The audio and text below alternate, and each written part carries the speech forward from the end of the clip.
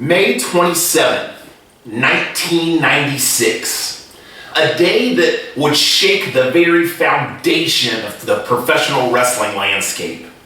Two talents destined to be lost to the bowels of obscurity, goodness, in the form of the Mauler, accompanied by Colonel Rob Parker and Steve Dahl, who would have their match unceremoniously cut by a denim-dressed diamond stud, returned home with a new agenda.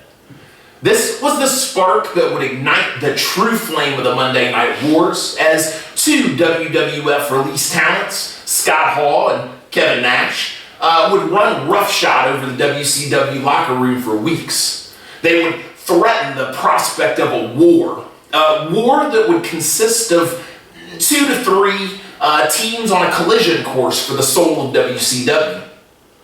And the rest is history. Hogan, Hennig, Horace, Hart, the Harris twins. The list would eventually glut to embarrassment. And though the New World Order eventually made their way into the hallowed WWE Hall of Fame, they were forever marred with that depressing scar of the overbooked committee. But what if that initial shot was never fired?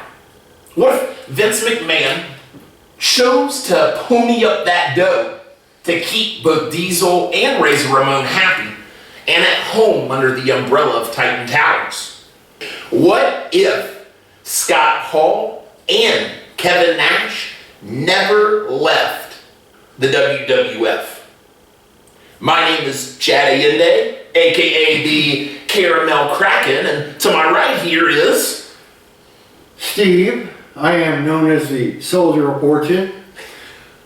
I will be playing the role of Vince McMahon, and I will try to determine what WWF would have done if Razor Ramon and Diesel had stayed in the WWF in 1996. That's going to be awesome. You see, here recently we've been watching a lot of podcasts out there, hearing a lot of stories about the anniversary of the NWO. And throughout time, you'll hear so many people say things like, who could the third man have been if it wasn't Hogan? How would the story have changed if Eric Bischoff never joined up with the crew and kind of ran them down everybody's throats? But one of the things that we've never actually seen is what would it look like if two of the most major players that started that entire operation were never even a part of the equation. So we're here today to play with the idea of what the Monday Night Wars would look like, me playing the part of Eric Bischoff and Steve playing the part of Vince McMahon. Between the two of us, we have somewhere now around, how many years would you say, Steve? Well, I've got 35. So Steve has 35 years as a wrestling fan. I am about 35, so he's been at it slightly longer than me, but I have about 30 years under my belt as well. In the household that I was raised in, it was a catastrophe if you even thought about watching the WWF during the heat of the Monday Night Wars. My father was WCW through and through, and so I spent the majority of my childhood heavily entrenched on the WCW side of the war. I, however, lived in the sticks in Central Ohio. So my access to cable TV was 0. So watching NWA, WCW, stuff like that never happened for me because I could never tune in. So I was firmly entrenched in the corner of the World Wrestling Federation from the time I was about 10 years old until this very day. I got to see certain climactic occurrences whenever they would go on network TV. Like we talked off air about the main event, Andre the Giant, Hulk Hogan. I got to see it. So essentially what we wanted to do is maintain a pretty simple format today. What we're going to do is each of us are going to kind of paint the picture of where our overall federation was positioned during the time frame that we're picking up. For me, I'm picking up in January of 1996, which was the year that we would see the NWO pop in to the WCW. And with that, I'm going to just give a real quick layout of some of the things that were going on in the WCW. From there, I'll pass it off to Steve so he can give you a real quick glimpse of what the WWF landscape looked like. And then from there, we'll kind of get into our fantasy booking throughout the year. What I've tried to do is hit this in a 12-month approach, going from January to December, where I know Steve has picked up at, I believe, WrestleMania. WrestleMania 12. Because that's the pay-per-view after WrestleMania 12 is when Diesel and Razor left. Awesome. So I started my fantasy booking at WrestleMania 12 and went to the end of 1996. Awesome.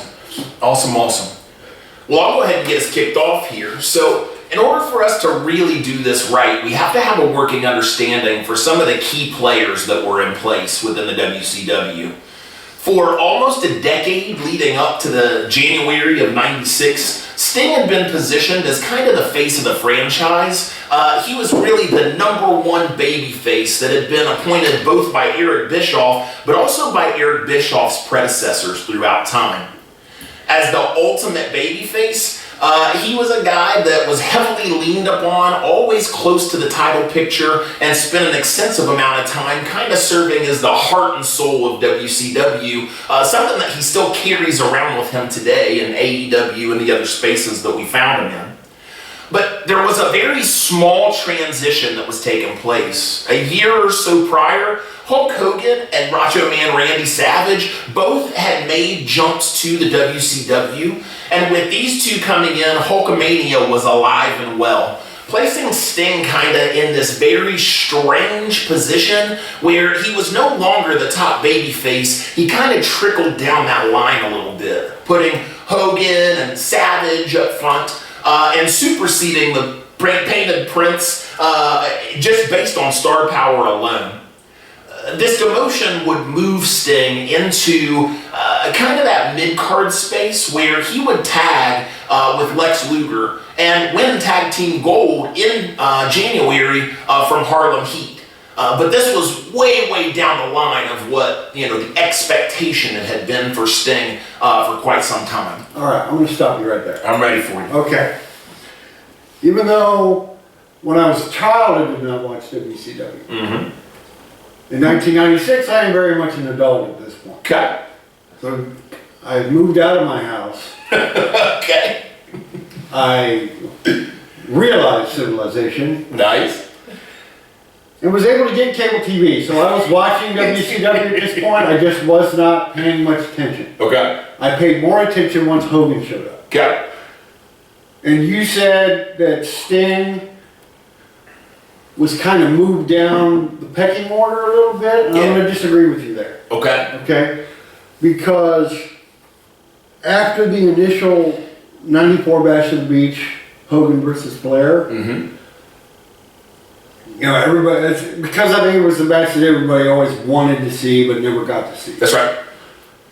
But once that happened and Hogan won, Mm-hmm. I think Hogan started here, but as he went forward, he just kept going down. Okay. All right? And No. I think it was kind of like you had Sting and Hogan here. Mm-hmm. Sting stayed, but I think Hogan went kind of like that. Now, would you say that is in the eyes of the fans, or would you say that's something that was in the eyes of I management? would say that was in the eyes of the fans.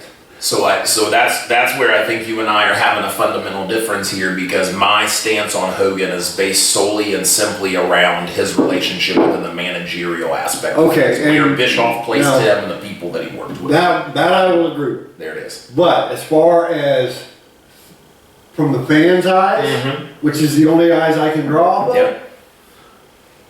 I think, just like I said, they started here. Yep. Sting stayed. Even though he was not pushed as heavy Mm-hmm. once Hogan got there, Yep. I think Sting stayed there, but Hogan started.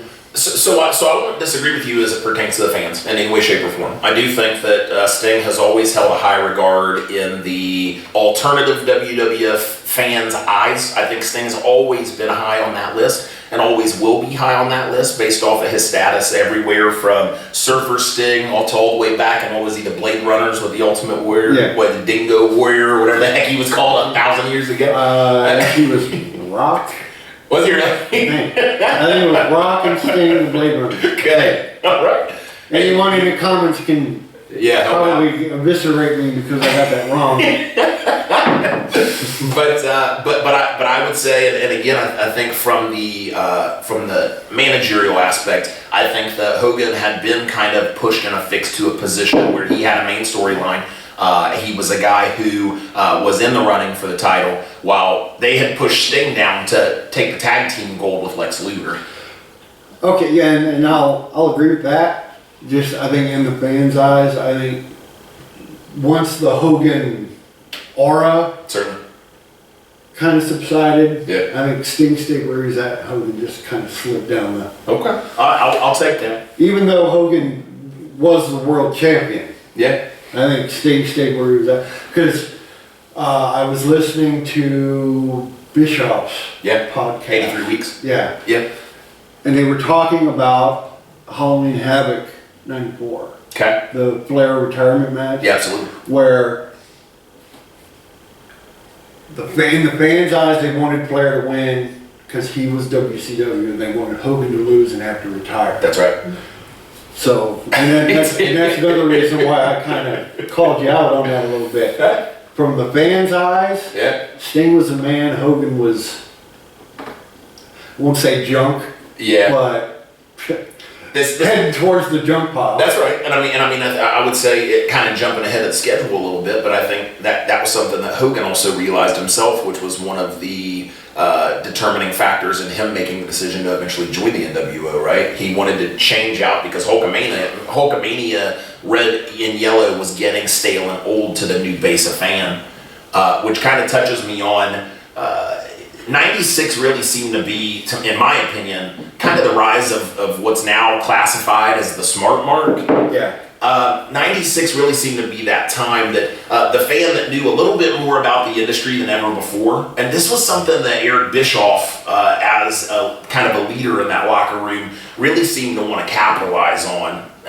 What we know from 83 Weeks and a lot of the other projects that we've heard and books we've read is that Eric Bischoff had spent a whole lot of time looking at realistic booking angles in places like Japan, and this was really sort of the catalyst for his idea that would eventually become the NWO within that space. So that was part of his different than concept. Yeah. Because, he said he could either be better than, worse than, or different than. That's right. And being different, because he thought at the time there was no way they were going to be better. That's right.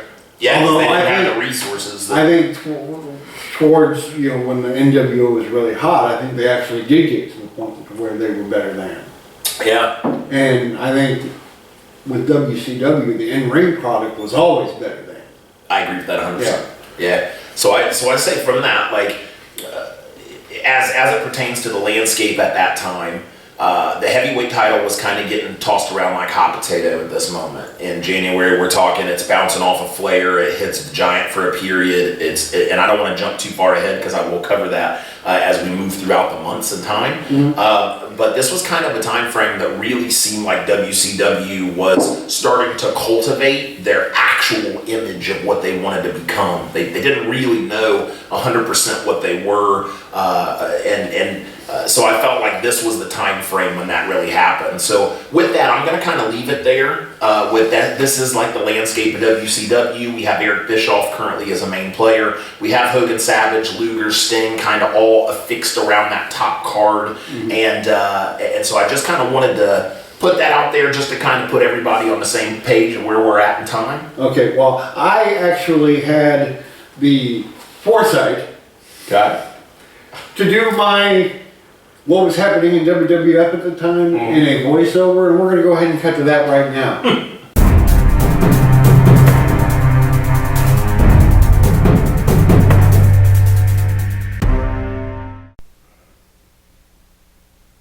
Razor Ramon had transitioned from the Intercontinental Championship scene to a rivalry with 1-2-3 Kid. He was supposed to have a gimmick match with Goldust at WrestleMania 12. He gave his notice just after Royal Rumble 96 and was suspended after the February In Your House pay-per-view. Roddy Piper replaced Razor for the WrestleMania 12 match and faced Goldust in a Hollywood backlot brawl.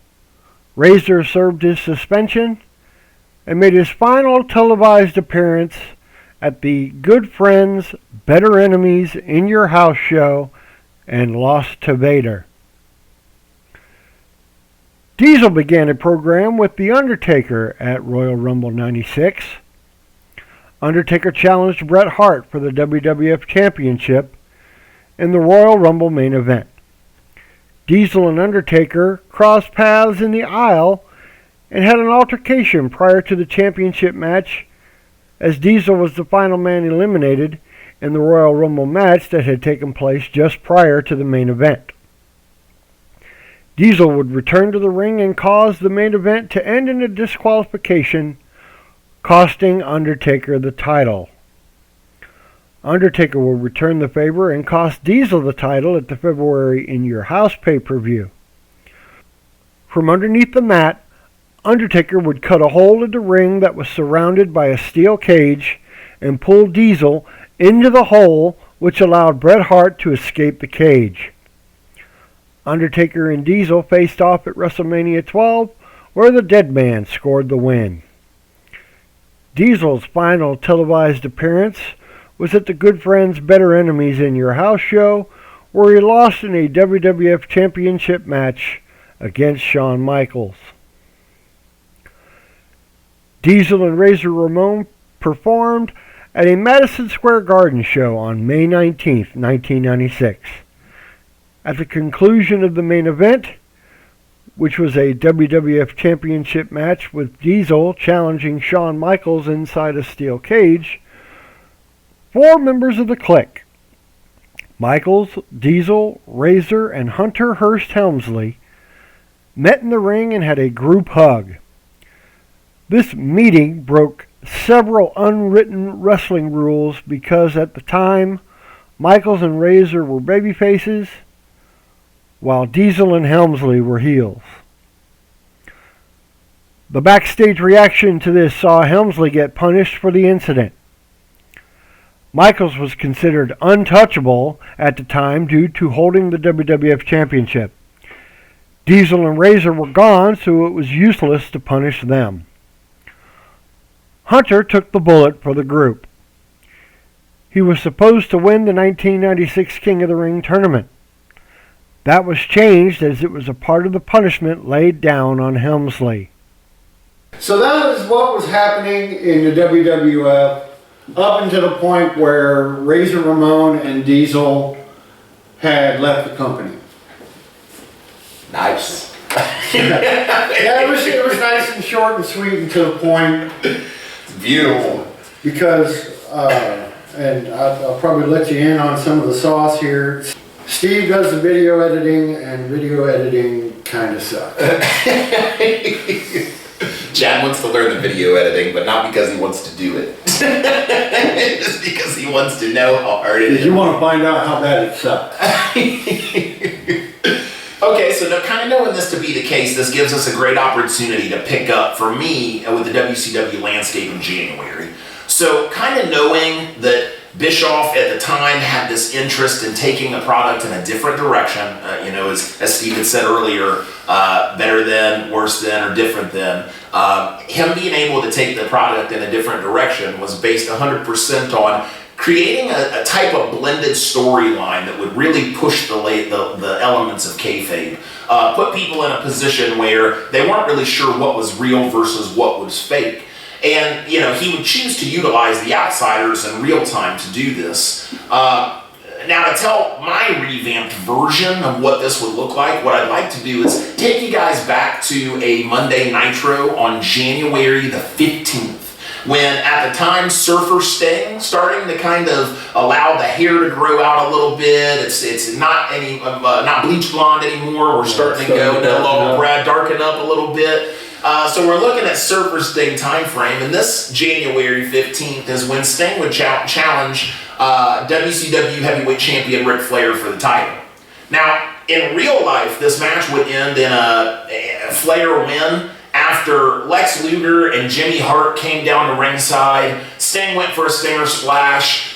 Jimmy Hart and Lex has Jimmy's megaphone, and Sting jumps, Flair moves, bam! Sting jumps right into the megaphone, falls out on the ground. Flair ends up winning the match, and it's really done based off of creating a small rift between Luger and Sting at that time, who were the tag team champions. Well, I kind of wanted to take this time frame and concept and switch it up a little bit for this reason.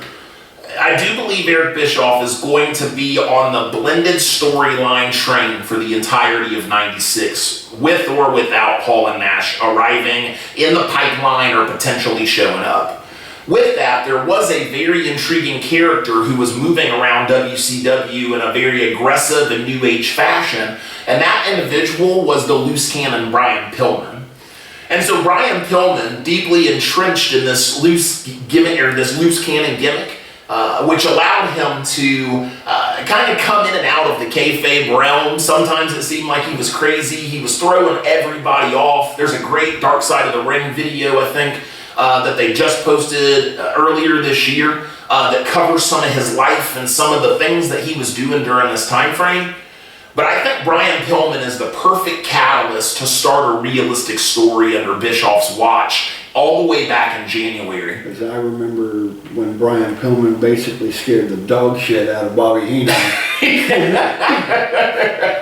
I mean, very rarely did you hear a slip of the tongue. Yeah. I'm quite sure he didn't talk like a sailor.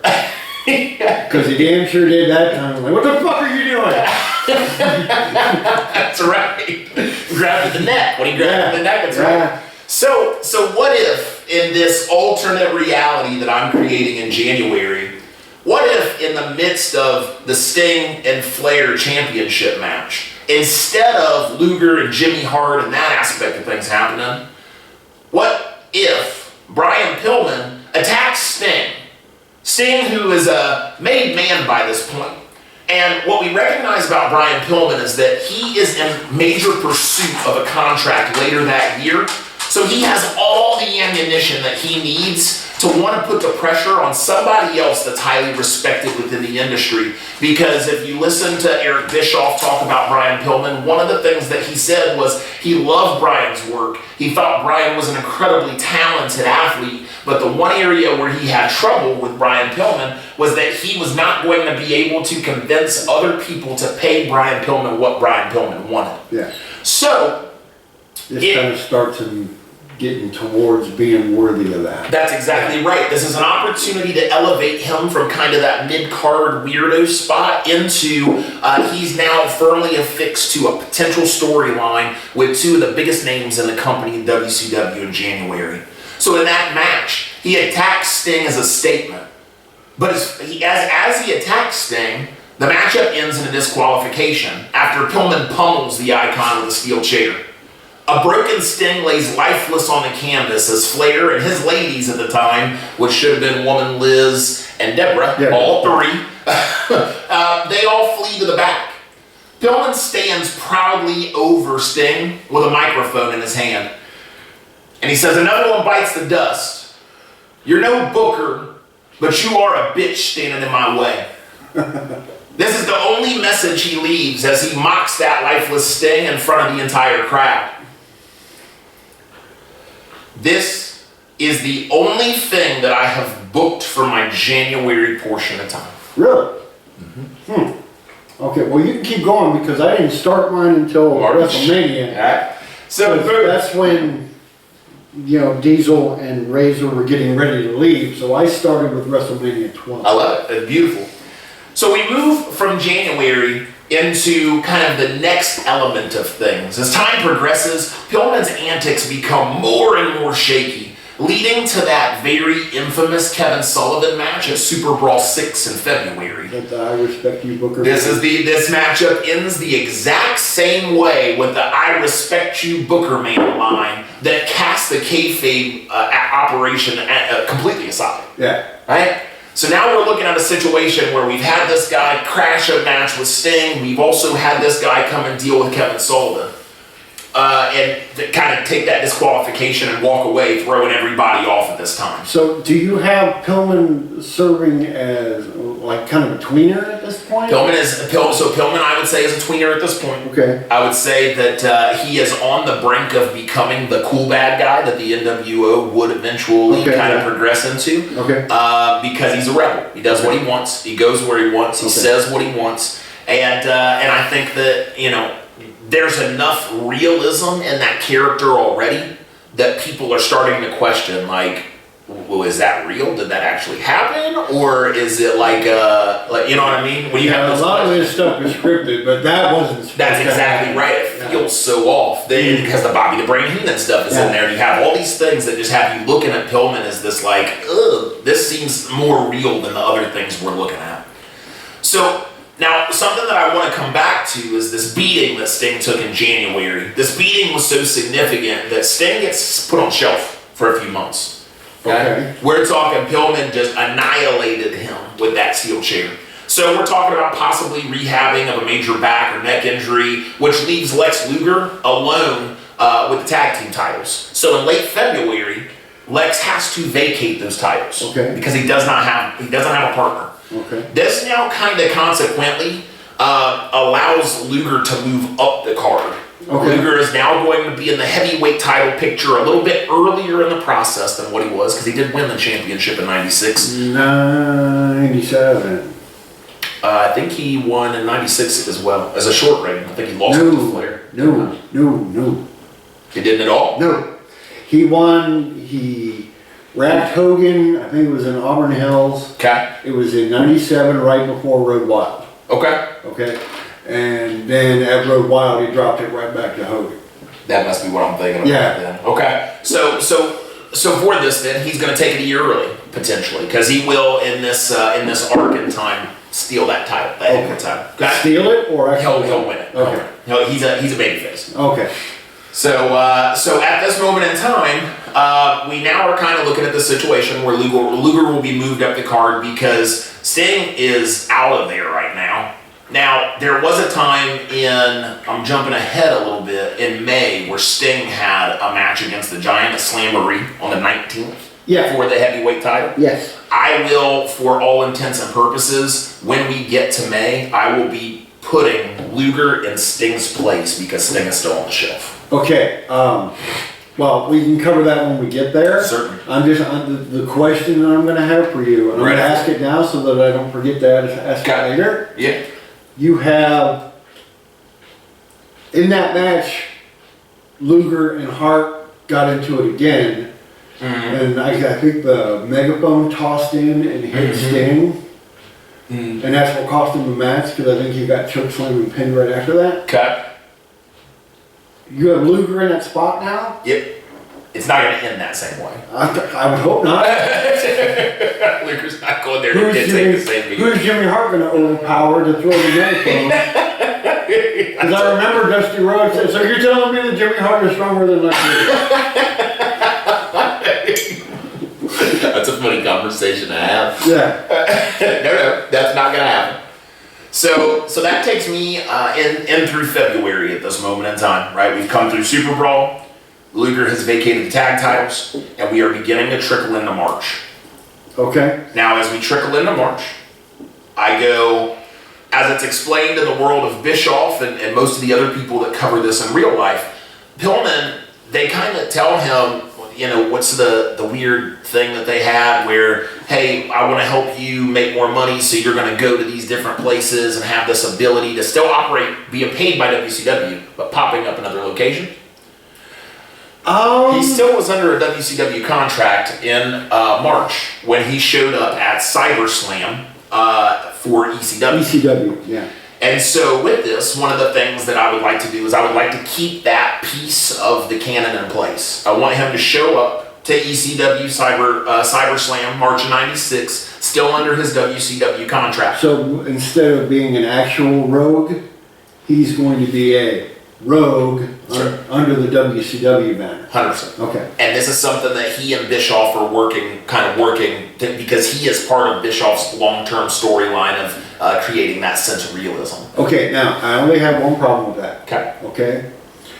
You have to go back to the relationship between Heyman Yeah, Bischoff. and, well, not Bischoff, but Heyman and WCW as a whole. Okay. Because, WCW stole a lot of their talent. not that they stole their talent, I'm talking about Heyman's exit from WCW. Okay. Because evidently Flair told him to cut a promo a certain way, Mm-hmm. he didn't. And once he got back to the backstage area, Flair said, "You're out of here. Mm-hmm. You didn't do it the way I told you to, you're gone." Yep. So I think Heyman would hold a little bit of animosity still. Because I remember seeing a video where when Nitro started, Mm-hmm. they asked Heyman how it was going to go. Okay. And they said, well, first of all, Flair's going to say, okay, who am I beating tonight? Yep. And then he said, Hogan's going to say, okay, who am I beating tonight? Yep. You know, so I think he still holds animosity So I towards WCW as a whole. don't argue So- with you there. If Pillman is still WCW, Mm-hmm. do they like hide it from Heyman? I think they're working everybody. I think it just like they kind of did. I think they're working the whole operation because at the end of the day, yes, Heyman holds a grudge, but Heyman also is a businessman. And the same reason that Heyman came back to WWE now, and after being fired from his position in creative and like he's going to go the places that make sense and he's going to do the things that make sense. And I think that the rogue aspect of ECW, what Heyman would have saw in Brian Pillman is this is a guy that literally a couple months ago interfered in the WCW Heavyweight Championship match, and now I have a chance to have him on my show, come in here and cut a scathing promo on WCW, on Eric Bischoff, on... Kind of like what they did with Cactus Jack when he was holding the tag title. Absolutely. Okay, Absolutely. now that I'll buy. Absolutely. I'll buy that. Okay. And so Heyman looks at this as an opportunity. He's like, look, this guy I'm going to bring in here, and I'm going to give him a live mic and let him go nuts. And so Pillman shows up the exact same way at that Cyber Slam in March, and he immediately cuts a scathing promo, and he makes reference to his ability to show up anywhere he wants, whenever he wants. He says, "Hey, I crippled Sting. There's no one in WCW that can keep me out of there if I don't want to be there. I go where I want. I'm here, and there's not a person in this arena that's going to stop me from being here." Something tells me there's going to be a person in the arena that's going to try. And then from there, he goes straight to, and that place off in Stamford, I've got family over there that'll unlock the door and let me stroll right in anytime I want. So now he's made a little bit of reference to the Hart family and the dynasties and all the stuff that they've, the group he came up in. Because he was born and bred in, his wrestling career was born and bred in Calgary. And so that's also another little touch of breaking that kayfabe element, because people that don't know that are going to be like, why is he talking about those guys? And since the internet was in its infancy, That's right. I don't think Google was a thing yet. But they could look it up and say, oh yeah, Pillman was in Calgary. Now, smart fans will already know that he was in Calgary. That's right. And most of the ECW fans were smart fans anyway. That's right. So yeah. And WCW, because Rise of the Smart Mark time, WCW fans were as well. So so it just continues to kind of bleed that line of what's real and what's fake. So he's like, I can go to any promotion that I feel like going to. Now, while he's here, he runs into the exact same friction that he has with Shane Douglas. So the franchise Shane Douglas at the time and Francine, he runs into the same issue with them, but in the midst of dealing with them, he ends up crossing paths with a couple of other guys at that time frame. Sabu was there during that time frame. Nothing of great discussion, but they definitely cross paths. He crosses paths at that time with Taz. He crosses paths that time with Raven. He crosses paths with Tommy Dreamer. okay, cross paths with Dreamer, fine. Yep. Cross paths with Sabu, fine. Something tells me that if you cross paths with Taz, Yeah. something's gonna happen. Because Taz was a freaking maniac. He at the was. time. Was he still Tasmaniac at the time? No, I don't think so. I think he was Taz at Because that. I didn't follow ECW at all. Yeah. So, Yeah, he was 96 should have been, he hadn't gotten his big title run yet because Raven took a lot of 96 okay.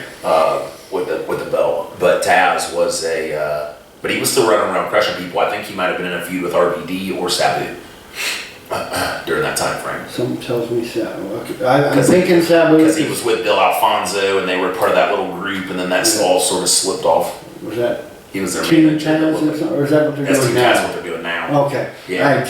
But there was this little, like, they had this little triad of guys that they worked with during that time frame, and they kind of interchanged feuds with each other. Sabu turned on. I don't want to piss off any viewers, but my knowledge of AEW is Slim and Zero, and Slim's about to fall off the fence. And I'm wearing a Darby Allin shirt, so that should tell you everything you need to know.